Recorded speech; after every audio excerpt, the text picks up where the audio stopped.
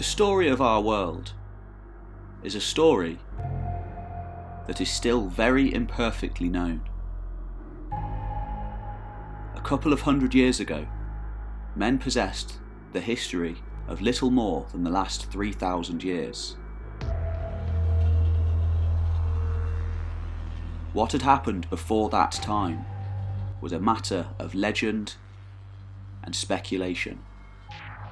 Over a large part of the civilized world, it was believed and taught that the world had been created suddenly in 4004 BC, though authorities differed as to whether this had occurred in the spring or the autumn of that year. This fantastically precise misconception was based upon a too literal interpretation of the Hebrew Bible and upon rather arbitrary theological assumptions connected therewith. Such ideas have long since been abandoned by religious teachers, and it is universally recognised that the universe in which we live has to all appearances existed for an enormous period of time, and possibly for endless time. Of course, there may be deception in these appearances, as a room may be made to seem endless by putting mirrors facing each other at either end.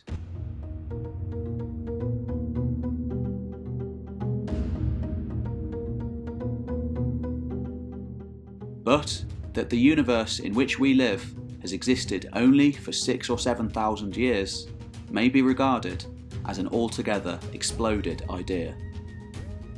The Earth, as everybody knows nowadays, is a spheroid, a sphere slightly compressed, orange fashion, with a diameter of nearly 8,000 miles. Its spherical shape has been known at least to a limited number of intelligent people for nearly 2,500 years, but before that time it was supposed to be flat, and various ideas which now seem fantastic were entertained about its relations to the sky and the stars and the planets. We now know that it rotates upon its axis every 24 hours, which is about 24 miles shorter than its equatorial diameter, and that this is the cause of the alternations of day and night, that it circles about the Sun in a slightly distorted and slowly variable oval path in a year. Its distance from the Sun varies between 91.5 million at its nearest and 94.5 million miles. About the Earth circles a smaller sphere, the Moon, at an average distance of 239,000 miles. Earth and Moon are not the only bodies to travel around the Sun. There are also the planets, Mercury and Venus, at distances of 36 and 37 millions of miles.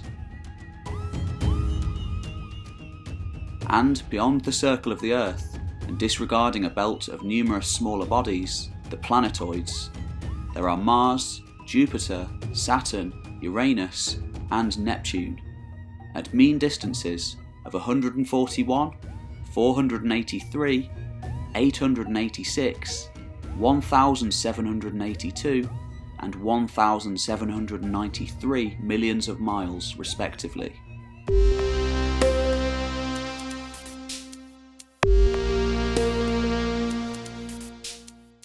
These figures in millions of miles are very difficult for the mind to grasp.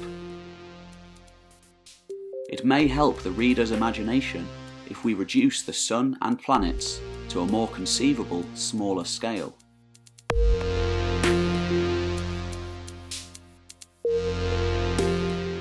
If we then represent our Earth as a little ball of 1 inch diameter, the Sun would be a big globe 9 feet across and 323 yards away. That is about 1/5 of a mile, 4 or 5 minutes walking. The Moon would be a small pea 2.5 feet from the world. Between Earth and Sun there would be the 2 inner planets, Mercury and Venus, at distances of 125 and 250 yards from the Sun. All round and about these bodies there would be emptiness until you came to Mars, 175 feet beyond the Earth. Jupiter, nearly a mile away, a foot in diameter. Saturn, a little smaller, 2 miles off. Uranus, 4 miles off. And Neptune, 6 miles off. Then nothingness and nothingness, except for small particles and drifting scraps of attenuated vapour for thousands of miles. The nearest star to Earth on this scale would be 40,000 miles away. These figures will perhaps serve to give one some conception of the immense emptiness of space in which the drama of life goes on. For, in all of this enormous vacancy of space, we know certainly of life only upon the surface of the Earth. It does not penetrate much more than 3 miles down into the 4,000 miles that separate us from the centre of our globe, and it does not reach much more than 5 miles above its surface. Apparently, all the limitlessness of space is otherwise empty and dead. The deepest ocean dredgings go down to 5 miles. The highest recorded flight of an aeroplane is little more than 4 miles. Men have reached to 7 miles up in balloons, but at a great cost of suffering. No bird can fly so high as 5 miles, and small birds and insects, which have been carried up on airplanes, drop off insensible far below that level.